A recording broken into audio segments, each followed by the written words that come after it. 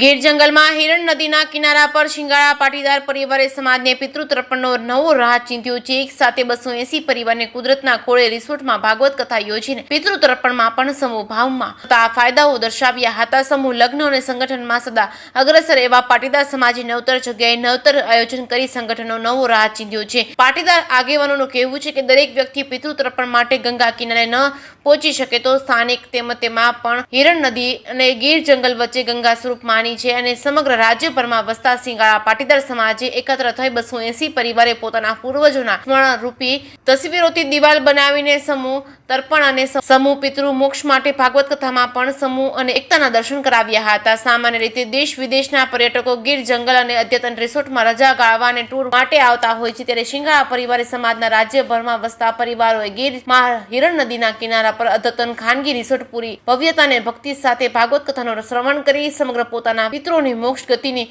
પ્રાર્થના કરી। તે સાથે પ્રથમ અને એકી સાથે 280 પરિવારે સમૂહ ભાગવત કથાનું આયોજન કરીને અને સમાજને નવો રાહ ચીંધ્યો છે। સંગઠનના આયોજનમાં સદા અગ્રેસર રહેતા પાટીદાર સમાજે સમૂહ લગ્ન તેમજ સંગઠનમાં સુકાન સંભાળ્યા બાદ પિતૃ મોક્ષ અર્થે ગીરમાં ભાગવત કથાનું પ્રથમ અને સફળ આયોજન કર્યું છે અને તેમની ચોમરે પ્રશંસા થઈ રહી છે। આ કથાના વક્તા કાશીના વિદ્વાન પંડિત ડોક્ટર મહાદેવ પ્રસાદ મહેતાએ આ સમૂહ આયોજન અને ગીરમાં કથા સ્થળનું શ્રીમદ ભાગવતની કથા સાથે સામાન્ય દાદા દર્શન કરાવ્યા હતા। જે કે સિંહ ગુજરાતી સાથે મહેશ વાજા સોમનાથ।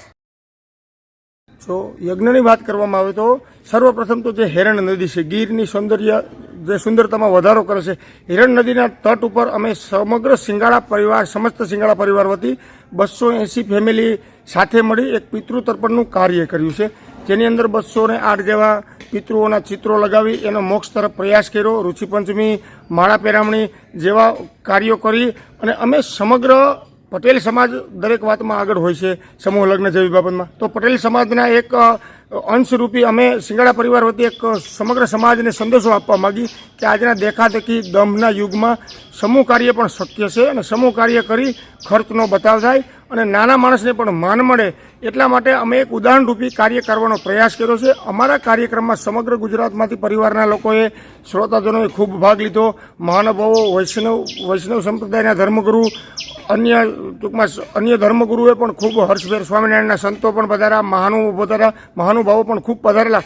એ સર્વએ અમારા કાર્યમાં ઉત્સાહ પૂર્યો અને સમગ્ર ગુજરાતને, સમગ્ર ભારતને અમે આજના ટેકનોલોજીના યુગમાં એવું કહેવા માગી, સંદેશો આપવા માગી છે પટેલ સમાજ વતી કે ભાઈ આજના યુગમાં સંઘે શક્તિ કલયુગે કાયમી ભેગા રહીશું તો બળ વધશે અને ખોટા ખર્ચથી બચશું અને બધાનું સમાન જળવાશે, જેવો સંદેશો આપવા અમે માગીએ છીએ। ગીર જેમ કે આપણે મોટાભાગે પિતૃતર્પણ ગંગા નદીને કિનારે કરતા, પણ ગંગા જેવી જ પવિત્ર નદી અમારી હિરણ છે, એનું પણ લોકોને મહત્વ સમજાય અને જે ગીરની એક જે છટામાં વધારો કરતી હિરણ નદીને કાંઠે લોકો પિતૃતર્પણ કરતા થાય એટલા માટે, અને ખર્ચથી હરિદ્વાર ખૂબ દૂર હોય તો આપણે અહીંયા જ ગંગા નદી હોય તો એને કાંઠે પિતૃતર્પણ કરીને અને ખર્ચના બચાવ રૂપે અમે સંદેશો આપવા માંગીએ।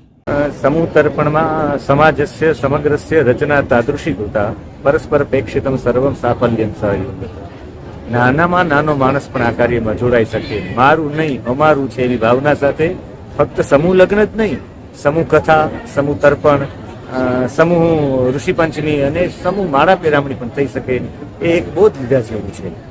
વિશેષ તો હિરણ નદીના કાંઠે, એમાંય તારડાથી દૂર, ગણેશ પાર્ટી પ્લોટમાં ખાસ કરીને લાલાભાઈ શિંગાળા અને સંજયભાઈ શિંગાળાનો સંકલ્પ હતો બધા પરિવારને એકત્રિત કરીએ, નિર્વિઘ્ને પરિપૂર્ણ થઈ ગયું। એવું લાગતું હતું કે જંગલમાં છે, સવારથી લઈને સાંજ સુધીના એટલા બધા કાર્યક્રમો, એટલે સંપૂર્ણ શિંગાળા પરિવારે એવો અનુભવ કર્યો કે આ કથા અમારી છે ને અમે બધા એક જ પરિવારના, એક જ ઘરના છીએ।